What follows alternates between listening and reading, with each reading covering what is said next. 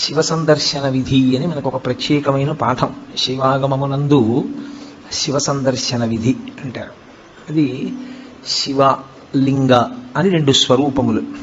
శివ అంటే మంగళం, భద్రం, శోభనం, కళ్యాణం, క్షేమం, అంతా మీకు మంగళప్రదమైనటువంటివి కటాక్షించగలిగినటువంటి శక్తి స్వరూపమునకు శివ అని పేరు. అందుకే శివునకు అమంగళమునకు సంబంధం ఉండదు. అసలు ఆయన ఎన్నడూ అమంగళము చేయువాడు కాడు.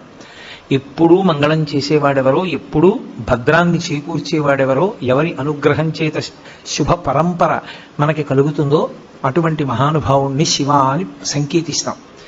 శివునకు ఒక రూపము కాదు.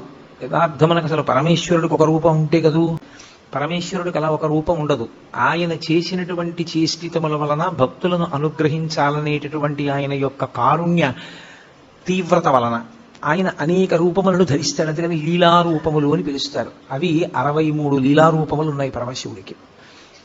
63 లీలారూపములలో అత్యంత శ్లాఘనీయమైనగా ప్రస్తుతి చేయబడేటటువంటి స్వరూపం మనకి ఎప్పుడూ మనం దర్శనం చేసేటటువంటి స్వరూపం. ఒక చేతిలో త్రిశూలం పట్టుకుని, ఒక చేతిలో ఢమరుకాన్ని పట్టుకుని ఉంటాడు. నటరాజ స్వరూపంగా ఢమరుకాన్ని పట్టుకుంటాడు, ఒక్కొక్కచో శివస్వరూపంగా ఢమరుకాన్ని పట్టుకుంటాడు. ప్రధానంగా శివుడు అనేటప్పటికి పట్టుకునేది త్రిశూలం. త్రిశూలం పట్టుకుని నిలబడ్డాడు అంటే అది శివ. త్రిశూలము అంటే లోకంలో ఉన్న నానుడు ఏమిటంటే అది పెట్టి పొడిచి చంపేస్తుంటాడు ఆయనని. అందుకొరకు కాదు ఆయనకు ఆయుధం. అది త్రైగుణ్యం శూలమీతస్య పరసు సత్యనిష్టత అని లింగపురాణం వ్యాఖ్య. త్రైగుణ్యం శూలమీతస్య, 3 గుణములు ఆయన చేతిలో ఎందు ఉంటాయి. ఆ 3 గుణములే పైన ఉన్నటువంటి 3 పైకి పుడుచుకుని వచ్చినటువంటి శూలస్వరూపములు. ఈ 3 ఒక కర్ర లాంటి దానికి ఆధారభూతమై దాని నుండి పైకి ప్రసరిస్తాయి కొమ్ముల్లా. ఆ 3 దండంలా ఉండేటటువంటిది ఏది ఉందో అది నిర్గుణ స్థితి. అసలు ఏ గుణము లేనటువంటి స్థితి పరమేశ్వరునిది. అందులో నుండి 3 గుణములను ప్రసరింపచేయగలిగినటువంటి శక్తి స్వరూపుడు కూడా ఆయనే. అది చెప్పడానికి ఆయన త్రిశూలం పట్టుకుంటాడు. సాధారణంగా మీకు శివాలయం అంటే ఎక్కడా శివస్వరూపము ప్రకటనముగా ఒక రూపంతో కరచరణాదులతో ఉండదు. శివాలయం అంటే అది శివలింగాలయం అని గుర్తు. లింగస్వరూపమే ఉంటుంది శివాలయంలో. ఆ లింగస్వరూపమునకు ఒక రూపము లేదు. లింగము ఇలాగే ఉండాలి అని నిర్ణయం ఏం లేదు. చిన్న లింగం ఉంటుంది, పెద్ద లింగం ఉంటుంది, చాలా పెద్ద లింగం ఉంటుంది. వివిధ పదార్థములతో చేయబడినటువంటి శివలింగాలు ఉంటాయి. కొన్ని పడుకున్న లింగాలు ఉంటాయి, కొన్ని కూర్చున్న లింగాలు ఉంటాయి, కొన్ని నిలబడిన లింగాలు ఉంటాయి. శివలింగాన్ని నిర్మాణం చేసినటువంటి తీరును బట్టి ఆ శివలింగం పడుకుందా, నించుందా, కూర్చుందా కూడా చెప్తారు. అటువంటి శివస్వరూపంలో శివాలయంలో లింగము అని ఉంటుంది. అసలు ఆ లింగము అన్న మాటకు అర్థమేమి అన్నది సక్రమంగా అర్థమైతే శివాలయానికి అసలు మనం ఎందుకు వెళ్ళాలి, ఎందుకు దర్శనం చేయాలి, దర్శనం చేసి మనం పొందేటటువంటి ప్రయోజనం ఏమిటి అన్న దాని మీద ఒక అవగాహన ఏర్పడుతుంది.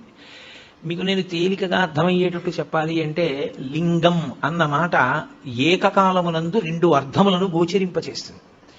ఒకటి, నాకు ఒక అనుమానం వచ్చింది. ఏమిటి అనుమానం అంటే, సప్తధాతువులేగా ఎవరి ఎందున్నా, ఇప్పుడు ఈ సభలో ఉన్న ఎవరిలో ఉన్నవైనా, నాలో ఉన్నవైనా కేవలము సప్తధాతువులే. చర్మము, రక్తము, మాంసము, కొవ్వు, అస్థి, శుక్ల, మేధ. ఈ 7 పదార్థములతోటే ఇన్ని శరీరములు తయారయ్యాయి. కానీ ఒక శరీరాన్ని పోలినట్టు వేరొక శరీరం ఉండదు. అలాగని తండ్రి పోలిక కొడుక్కి రాకుండా ఉండదు. ఏదో కూతురికి ఏ మేనమామ పోలికో తల్లి పోలికో వస్తుంది. మరి పోలికొచ్చినా ఒకేలా మాత్రం ఏ 2 వ్యక్తులు ఉండడానికి అవకాశం లేదు. ఇంత భిన్నత్వంతో ఈ లోకాన్నంతటినీ ఆయన సృజించాడు. విశ్వము యొక్క మాట పక్కన పెట్టండి, అసలు ప్రపంచం యొక్క మాట పక్కన పెట్టండి.